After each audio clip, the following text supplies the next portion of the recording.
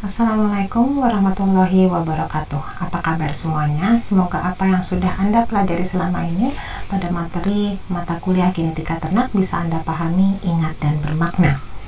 Video kali ini akan membahas tentang cara atau pola pewarisan sifat yang terpaut dengan kromosom kelamin Y atau dalam bahasa Inggris disebut Y-linked inheritance. Kita flashback sedikit ya. Telah Anda pelajari dan harusnya sudah dipahami bahwa kromosom dapat dibedakan menjadi kromosom tubuh atau otosom yang ada pada manusia. Sebagai contohnya, itu berjumlah 22 yang saya kotak merah, 22 pasang, baik pada individu laki-laki maupun wanita. Artinya, sifat-sifat yang diturunkan melalui kromosom tubuh bisa nampak berupa fenotip pada pria maupun wanita. Bentuk kromosom tubuhnya relatif sama. Ya, semuanya.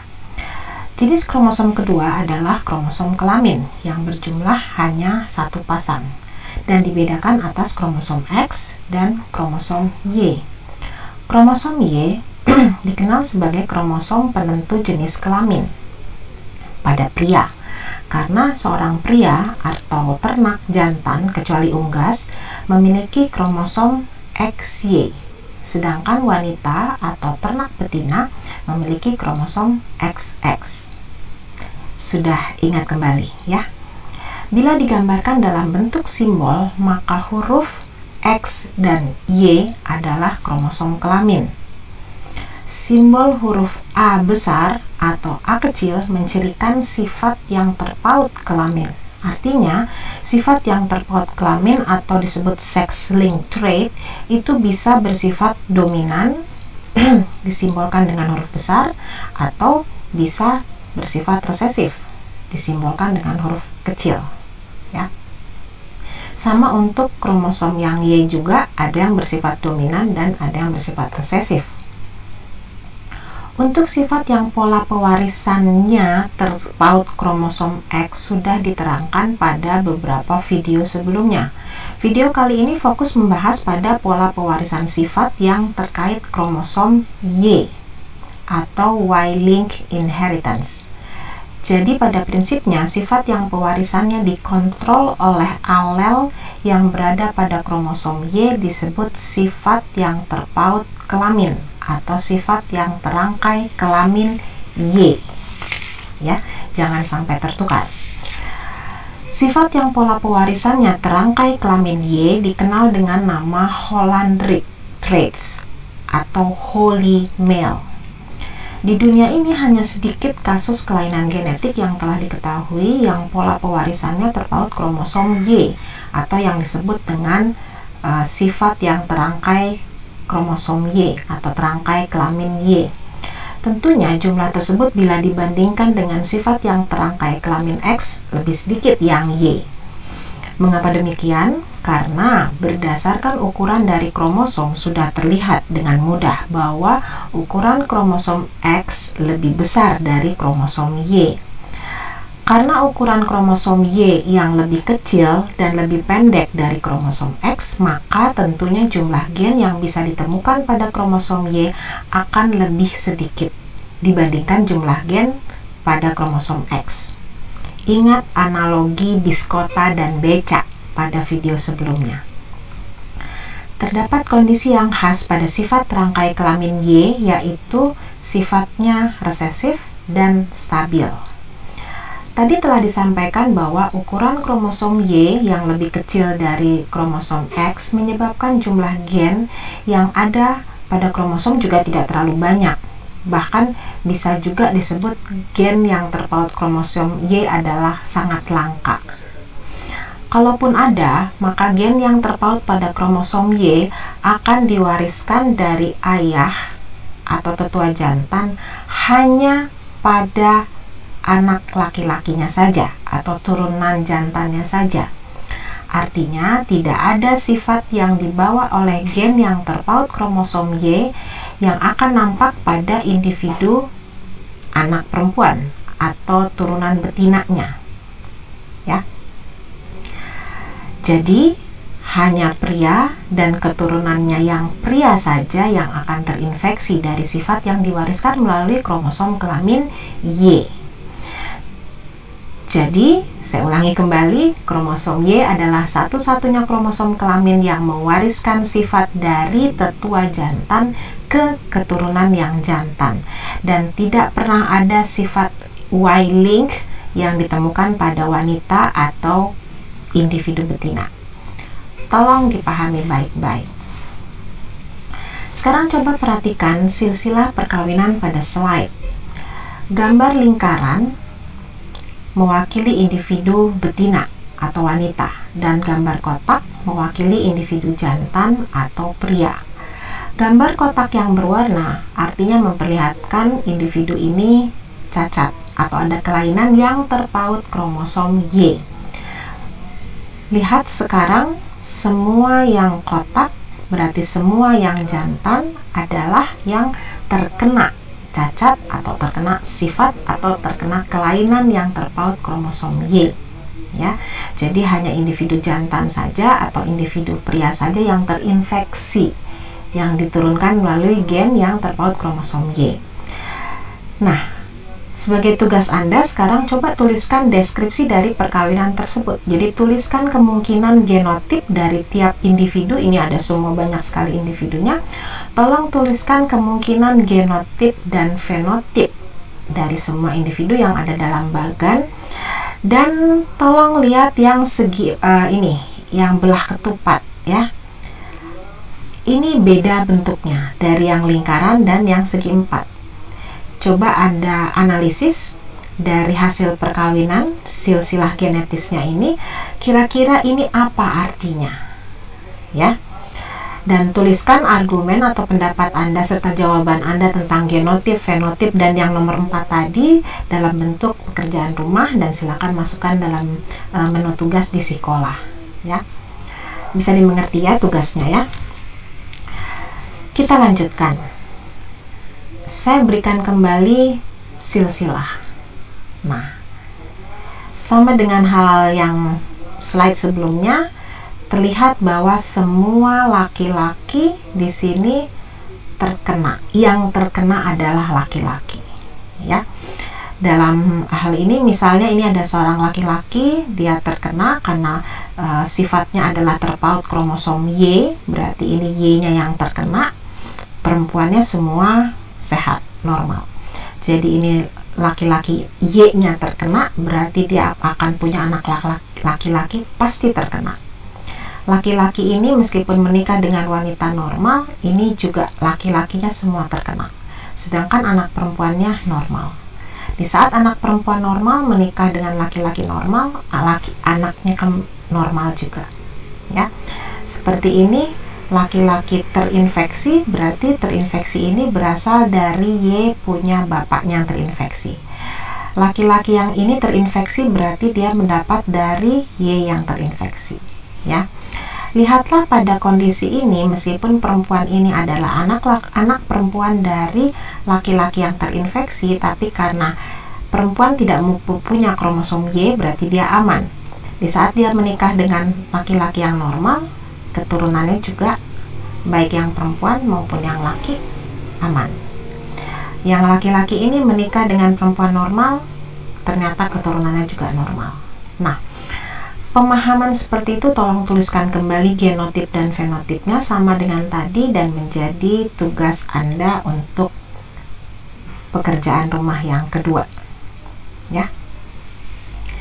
Sekarang kita bahas kondisi apa saja sih yang tadi disebut sebagai gen langka yang hanya diwariskan pada tetua pria ke keturunan pria saja, ya, dari ayah ke anak laki-laki saja. Kondisi yang pertama adalah Anda lihat gambar seperti ini, mungkin Anda pernah melihat ya, baik secara langsung mungkin atau di video, di film, di foto misalnya, atau di buku. Nah, ini yang disebut kondisi hipertrichosis, yaitu kondisi seseorang yang memiliki rambut yang tumbuh agak panjang dan tidak umum pada tepi daun telinganya, ya, atau disebut dengan istilah hairy ears. Hairy, agak berambut, ears, telinga. Jadi telinganya lebih berambut, ya. Sifat atau fenotip ini merupakan sifat keturunan yang dibawa oleh gen yang terpaut kromosom Y yang bersifat resesif dengan genotip YH kecil. Jadi ada Y di sini, nanti di sini ada H kecil. Ya, selama ini mungkin Anda berpikir hanya X saja yang dominan dan resesif. Ternyata pada kondisi sifat terpaut kromosom Y-nya itu ada alel resesifnya, ya. Oke. Sorry. Kita lanjutkan. Karena terpaut pada kromosom Y, maka tidak ada perempuan yang terlihat berfenotip hipertrichosis. Individu yang memiliki kromosom Y H kecil untuk sifat hipertrichosis akan memiliki rambut yang panjang pada tepi daun telinganya. Ini ya, Y ada H kecil, jadi Y dengan alel resesif atau gen resesif. Sedangkan pada pria yang normal, artinya tidak ada rambut yang berlebih pada muka atau daun telinganya, sifat hipertrichosis dalam tubuhnya bersifat dominan. Ya, genotipnya YH besar. Oke, bisa dimengerti? Sekarang kita lihat sifat yang terlihat pada slide. Ini adalah contoh-contoh kondisi individu yang memiliki kromosom Y untuk sifat hipertrichosis dengan genotip resesif YH kecil seperti ini. Jadi jangan sampai lupa bahwa sifat hipertrichosis itu dibawa oleh kromosom Y. Saya ulangi lagi, yang hanya ada pada pria, maka hanya diturunkan dari tetua pria ke anak pria, cucu pria, dan seterusnya. Ya, ini contoh-contoh yang disebut hairy ears atau hipertrichosis. Contoh kondisi lain yang terpaut kromosom Y adalah kondisi hystrix gravior. Ya, hystrix gravior atau istilah lainnya porcupine man. Ciri dari individu yang memiliki gen YH kecil dalam tubuhnya adalah berbulu kasar, kaku dan panjang pada bagian muka, tangan, dan lain-lain. Jadi gambarannya seperti yang ada pada foto di slide. Ya, ini adalah kondisi hystrix gravior. Berikut ditampilkan beberapa kondisi individu yang juga memiliki kromosom YH kecil dalam kondisi resesif untuk sifat hystrix gravior yang ada dalam tubuhnya. Bisa diperhatikan ya, jadi pertumbuhan bulunya berlebih dan tidak umum. Jadi Anda yang pria, yang berjenis kelamin pria yang tidak berfenotip seperti yang terlihat pada slide, artinya Anda memiliki gen untuk sifat hystrix gravior dalam kondisi dominan atau Y di sininya H besar. Alhamdulillah, dalam kondisi dominan berarti Anda mukanya normal seperti biasa. Tapi kalau dalam kondisi YH kecil resesif akan timbul fenotip seperti ini berbulu. Ya, ini juga tampilan anak laki-laki yang berkondisi hystrix gravior. Jadi mereka bisa diduga bahwa ayah mereka pun dalam kondisi yang sama. Jadi misal mereka menikah kelak, maka seluruh anak laki-laki mereka juga akan berkondisi yang sama, yaitu memiliki kromosom YH kecil dalam tubuhnya, dan mereka akan anak laki-laki, cucu laki-laki, dan seterusnya keturunan laki-lakinya akan berfenotip sama seperti yang terlihat pada slide. Ya.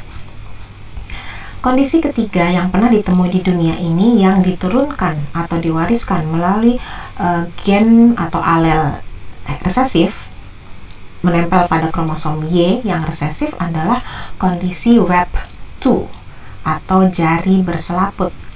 Kondisi ini juga diwariskan dari tetua laki-laki ke keturunan laki-laki melalui kromosom Y yang bersifat resesif. Ya, jadi terlihat di sini ada selaputnya, ya, seperti ini. Individu yang memiliki gen Y, W kecil, ini ada W kecil resesif dalam tubuhnya, akan memiliki kulit di antara jari yang tumbuhnya tidak normal, sehingga mirip selaput kulit pada jari katak.